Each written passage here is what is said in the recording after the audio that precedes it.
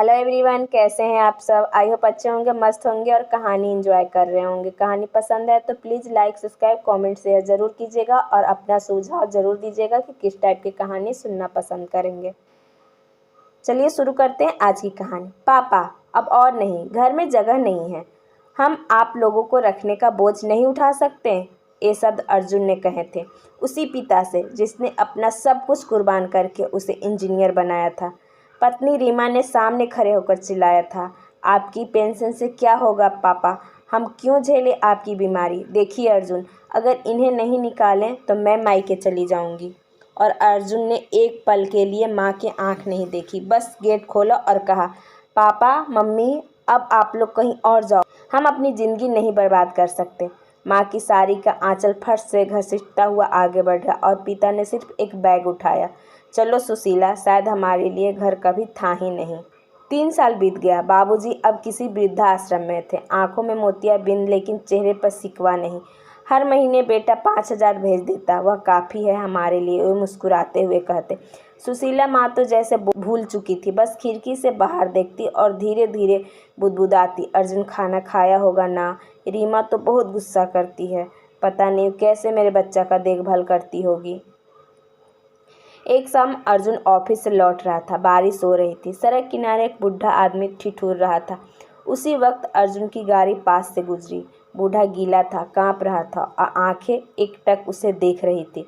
अर्जुन ने अचानक ब्रेक मारा, उसकी आंखों में फ्लैशबैक आया। बाबूजी की वही आंखें, वही कांपते हाथ। वे रात ठीक से सो नहीं पाया। मैंने क्या किया? रीमा, मैं सोच रहा हूँ मम्मी पापा को वापस ले आऊँ। क्या? अब जब उनका शरीर चलने लायक नहीं रहा तब तुम्हें दया आ रही है? अर्जुन, मैं नहीं झेल सकती 2 बीमार लोगों को, लेकिन वे मेरे माता पिता हैं और मैं तुम्हारी पत्नी हूँ। सोच लो, या तो मैं रहूँगी या वे। उस रात अर्जुन देर तक रोया। पहली बार किसी बेटे ने खुद को इतना बेबस, छोटा और गुनहगार महसूस किया होगा। अर्जुन ने ठान लिया, चाहे जो भी हो मैं उन्हें खोजकर वापस लाऊंगा, माफ़ी मांगूंगा। 3 महीने के तलाश के बाद उसे पता चला वृद्धा आश्रम बंद हो चुका है। कोई नहीं जानता कि वे कहाँ गए। और तभी एक स्टेशन पर भीख मांगते हुए एक बूढ़े को देखा। बाबूजी, बाबूजी। लेकिन जब वहां पहुंचता है तो देखता है कि वह दूसरा भिखारी है। और भिखारी से जब पूछा कि मेरे पिताजी, तो वह बोलता है, वे तो कल रात ही चल बसे, यही डायरी चोरी है, कहते थे बेटा पढ़ेगा तो रोएगा। डायरी का पहला पन्ना। अर्जुन पढ़ता है, मेरा बेटा अर्जुन, आज भूखा हूँ पर तेरी तस्वीर खा ली, आज ठंड है पर तेरा बचपन याद कर लिया, आज रीमा की गालियाँ नहीं सुनाई पड़ी, शायद मौत का इंतज़ार भी सुकून देने लगा है। बस एक बार गले लगाना चाहता हूँ, तेरा वे बाप जो अब तेरे बाप नहीं रहा। अर्जुन उस डायरी को सीने से लगाकर फूट फूट कर रोया। वह चीख रहा था, पापा पापा माफ़ कर दो ना, मैं ले चलूँगा आपको घर, मम्मी कहाँ हो, पापा उठो ना। लेकिन अब वे जवाब नहीं देंगे। अब सिर्फ पछतावा, एक डायरी और एक गूंज रह गई थी। बेटा बड़ा नहीं होता कि माता पिता को छोटा समझने लगता है। स्टेशन की भीड़ गुजर रही थी पर अर्जुन अपनी जगह से हिला तक नहीं। बाबूजी का लाश उस नीली चादर से ढकी थी और उसकी उंगलियां अब डायरी को पकड़े हुए थी। अर्जुन ने कांपते हाथों से बाबूजी का माथा छुआ। पापा, आप तो कहते थे कुछ नहीं कहोगे, पर ये सब कुछ कहकर चले गए? उसने स्टेशन मास्टर से पूछा। इस बुजुर्ग के साथ कोई और महिला थी? हाँ, 1 महीना पहले यहाँ एक औरत आई थी। वे बस पटरियों को निहारती रहती, कुछ बोलती नहीं थी। फिर एक दिन अचानक बेहोश हो गई, वहीं चली गई, अस्पताल भी नहीं ले जा सके। अर्जुन की सांसें रुक गई। माँ? 3 दिन बाद अर्जुन अपने हाथों से अपने पिता की चिता को अग्नि दे रहा था। आंसू नहीं निकल रहे थे क्योंकि वो अब आंखें नहीं थी, सिर्फ खालीपन था। और वही पास में एक मिट्टी का मटका रखा था जिसमें माँ की अस्थियाँ थी। मैं 2 बार नहीं मर सकता बेटा, लेकिन तुम्हारी चुप्पी ने हमें रोज़ रोज़ मारा। ये शब्द उसने डायरी के आखिरी पन्ने में पढ़े थे। अर्जुन जब माता पिता की अस्थियां लेकर घर लौटा, रीमा ने दरवाज़ा खोलते हुए पूछा, अब ये सब लेकर क्या करने आए हो? किसी बाबा के पास छोड़ दो, कोई तांत्रिक कर्म करवा लो, मुझे नहीं चाहिए ये नाटक। अर्जुन पहली बार जोर से चिल्लाया। चुप हो जा रीमा, मेरे माँ बाप को तू अपशगुनी बोल रही हो। रीमा को चुप होना पड़ा। अर्जुन ने दोनों अस्थियां घर के आंगन में रखी और कहा, अब ये घर सच में खाली हो गया है, लेकिन अब मैं जिंदा हूँ। अब मेरी आत्मा को 13 दिन का चैन नहीं मिलेगा, क्योंकि मुझे मेरे माता पिता को खोकर ये जिंदगी मिली है। गांव में हर साल सम्मान समारोह होता था, जहां अर्जुन को मुख्य अतिथि बनाकर बुलाया गया।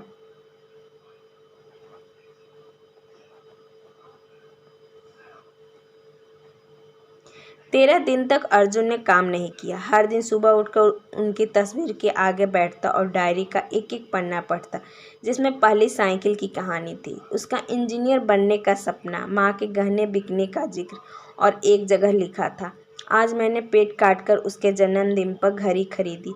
वे पहली बार मुस्कुराया और आज वही मुस्कान मुझे भीख में भी नहीं मिलती। 13 दिन अर्जुन ने वृद्धाश्रम वालों को 2 लाख रुपये का डोनेशन किया, किसी और के माँ बाप स्टेशन पर मरने के नौबत न आए। गांव में हर साल सम्मान समारोह होता था, जहां अर्जुन मुख्य अतिथि बनकर बुलाया गया। मंच पर पहुंचकर उसने माइक उठाया। सामने बैठे गांव के बुजुर्ग को देख आंसू टपकने लगे। मैं अर्जुन आज किसी को सम्मान देने नहीं, बल्कि खुद को लानत देने आया हूँ। मैं वो बेटा हूँ जिसने अपने माता पिता को घर से निकाला। मैं वो इंसान हूँ जो तब बड़ा बनना चाहता था जब बाप को छोटा साबित करना ज़रूरी समझा। आज मेरे पास घर है, कार है, पैसा है, पर वे थपकी नहीं जो नींद दे सके, वे डांट नहीं जो मन को ठंडक दे सके, और वे आशीर्वाद नहीं जिससे ज़िंदगी की गाड़ी चल सके। सारा हॉल तालियों से नहीं, आंसुओं से भर चुका था। बुजुर्ग उठकर उसे गले लगा रहे थे। अर्जुन ने एक वृद्धा सहारा केंद्र बनवाया, जिसका नाम रखा बाबा सुशील और माँ सुशीला सेवा निकेतन। अब वहाँ कोई माँ बाप भूखे नहीं सोते, कोई पिता स्टेशन पर नहीं मरता, कोई माँ आंखें बंद करके अपने बेटे के लौटने का इंतजार नहीं करती। अर्जुन रोज़ वहाँ जाता है, हर बुजुर्ग के पैरों में बैठता है और धीरे से कहता है, पापा माफ़ कर दो, अब मैं किसी और का बेटा बनकर शायद गुनाहों का बोझ हल्का कर सकूं। घर में सन्नाटा था। अर्जुन की 10 वर्षीय बेटी अनबी चुपचाप अपने कमरे में बैठी थी। उसके सामने दादी का तस्वीर रखी थी। वे धीरे धीरे उनकी डायरी पढ़ने लगी थी। हर एक शब्द उसकी रूह में उतर रहा था। रीमा कमरे में आई और चुपचाप खड़ी हो गई। अनबी ने मुड़कर कहा, मम्मी, दादी ने कभी आपको कुछ नहीं कहा ना, फिर भी आपने उन्हें घर से निकाल दिया। रीमा की आंखें भर आई। वे कुछ बोल नहीं पाई। अनबी पास आई, माँ का हाथ पकड़ी और बोली, मैं दादी जैसी माँ बनना चाहती हूँ और पापा जैसा बेटा कभी नहीं। ये शब्द रीमा को अंदर तक हिला दिया। रात भर रीमा नींद नहीं ले पाई। वे डायरी पढ़ती है, हर पन्ना, हर लाइन उसे गिल्ट के समंदर में डुबोता रहा। अर्जुन ने तो गलती की है, लेकिन मैंने उस गलती को जहर बनाकर उसके जीवन में घोल दिया। ये वे पहली बार था जब रीमा ने खुद को आईने में देखा। सुबह वह मंदिर गई। पहली बार उसके हाथ कांपे। उसने झुककर कहा, हे भगवान, मैं एक बेटी नहीं बन पाई, सिर्फ एक पत्नी बनकर जीती रही। अब मुझे बेटी बनना है, उनकी नहीं, औरों की। रीमा पहली बार सेवा निकेतन पहुंची। बुजुर्ग ने उसे देखा।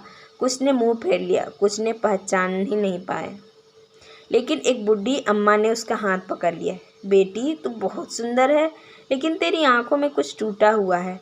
रीमा की आंखों से आंसू बहने लगे। वे ज़मीन पर बैठ गई और अम्मा की गोद में सिर रख दिया। मुझे बेटी बना लो अम्मा, मैं बहुत अकेली हूँ। उस दिन रीमा ने पहली बार बिना मेकअप, बिना मोबाइल और बिना घमंड बेटी बनने का सुख पाया। समाज बदलता नहीं, सोच बदलती है। अब सेवा निकेतन में अर्जुन की बेटी अनबी हर रविवार नाच गाना कर बुजुर्ग को खुश करती। लोग आते जाते वीडियो बनाते, यूट्यूब पर डालते। देखिए कैसी एक बच्ची बुजुर्ग को परिवार का एहसास दे रही है। अर्जुन का बेटा विवान, जो पहले वीडियो गेम्स में डूबा रहता था, अब व्हील चेयर घुमाने में मदद करता।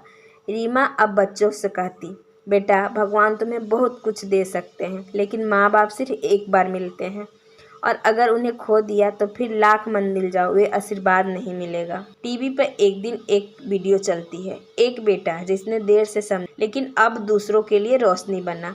उसमें अर्जुन की कहानी थी, माता पिता की तस्वीर, डायरियों की पंक्तियाँ, स्टेशन की रात, सब कुछ दिखाया गया। लाखों लोगों ने देखा, लोगों ने फ़ोन किया, कुछ ने माफ़ी मांगी, कुछ ने अपने माँ बाप को घर ले गए। ये सिर्फ एक कहानी नहीं थी, ये हर घर का सच था जिसे हम नज़रअंदाज करते रहें। अब अर्जुन के घर में पूजा होती है और तस्वीर पर फूल चढ़ाते हुए वो रोज़ कहते हैं, पापा मम्मी अब कोई और नहीं निकलेगा घर से, आपकी सीख से हमने खुद को बदल लिया है। और उस तस्वीर के नीचे वे पंक्तियाँ खुद लिखता है, गलती हो जाए तो माफ़ी मांगो, लेकिन जब तक माँ बाप जिंदा हैं तब तक उन्हें छोड़ो मत, क्योंकि दुनिया सब दे सकती है, माँ बाप दोबारा नहीं मिलते। अगर आप सबको कहानी दिल को छुआ हो तो प्लीज़ लाइक, सब्सक्राइब, कमेंट और शेयर ज़रूर कीजिएगा। धन्यवाद।